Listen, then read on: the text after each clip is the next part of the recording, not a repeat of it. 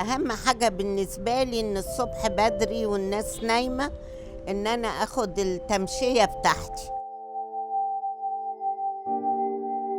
انا والدتي ما اقدرش اقول لك حاجة عنها، انا توفت وانا عندي 4 سنين. اول واحد علمني ازاي تو ابريشيت الارت كان والدي، وكان في اللوفر.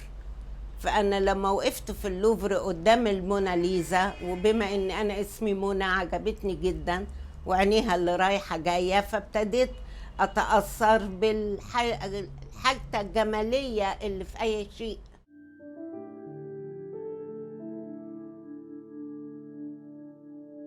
انا اتجوزت بدري، اتجوزت وانا عندي 16 سنه، وجواز صالونات، وبعدين بدلته بعد سنة ونص وجوزت جواز أنا اللي مختاراه بنفسي. تاني جوازة اتأثرت بالإصلاح الزراعي، واحد عنده أملاك وفدادين وعايش من قراطها، وبعدين يبص يلاقي مراته هي اللي بتشتغل وهو بيبيع الأرض، والعبد الناصر ياخد الفدادين.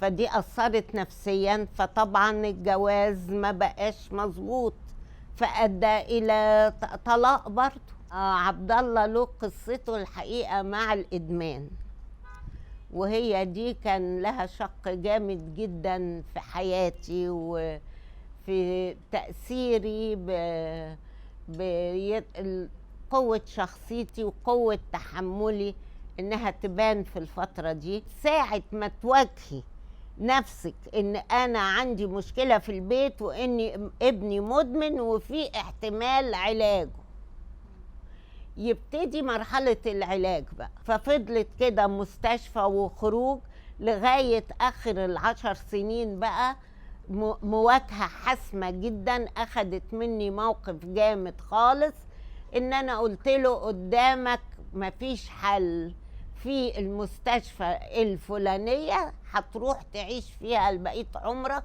حكاية نويبع دي بقى حاجة كانت صعبة جدا. جبت له عربية عشان يشتغل بيها، وكانت أول عربية تنزل شرم الشيخ، فاشتغل سفاري في العربية وبقى مش عايش معايا. مرة واحدة انقطعت منه الأخبار ومش لاقيينه، كنت واخدة عربيتي وسايقة لنويبع ولوحدي.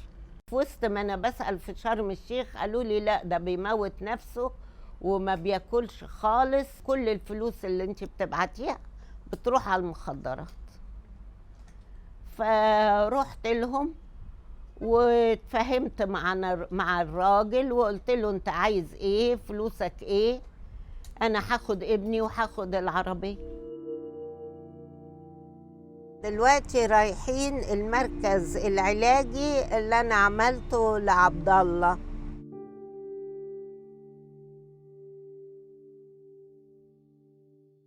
هي كانت سبورتيف، كانت توديني، كانت نعزمهم عندنا في البيت يجوا يقعدوا معانا، تتكلم معاهم. خبرتها في المجال عن طريقي، يعني سنين كتيرة، فكانت عندها حاجة تقولها لهم، وهم في نفس الوقت أهاليهم يعني فاكرين المدمن حرامي او المدمن مش متربي. هي عارفه يعني ايه مدمن وعارفه ازاي تتعامل معاه، فكانوا هم بيلاقوا نفسهم انهم يتكلموا معاها، فعشان كده كانوا مسمينها ام المدمنين. يعني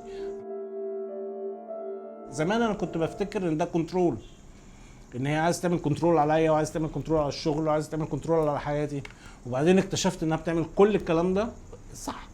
يعني حتى ما بتعرفش تحب تديكي بوسه مثلا تحضنك، ما بتعرفش تعمل كده، لكن بتعرف تقف في الشده، يعني بتبقى واقفه. وده سدادة يعني سداد. انا عندي 75 سنه، المتاعب خلصت الحمد لله.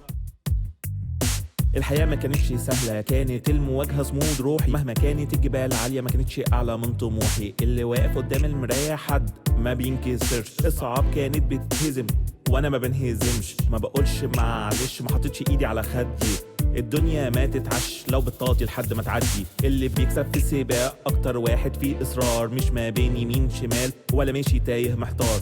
أنا كل مراحل حياتي حطيت تحتيها خط، النجاح ما كانش صدفة، النجاح بالنسبة لي شرط. تحقيق الحلم واقع معاش، لازم له مجهود مش شيء ببلاش، ومن أول السطر تحدي جديد، كل اللي شافني قال مصنوع من حديد، لكني من لحم ودم عرفت اواجه الكون، كان ليا رأي ومبدأ ما غلبتنيش الظنون.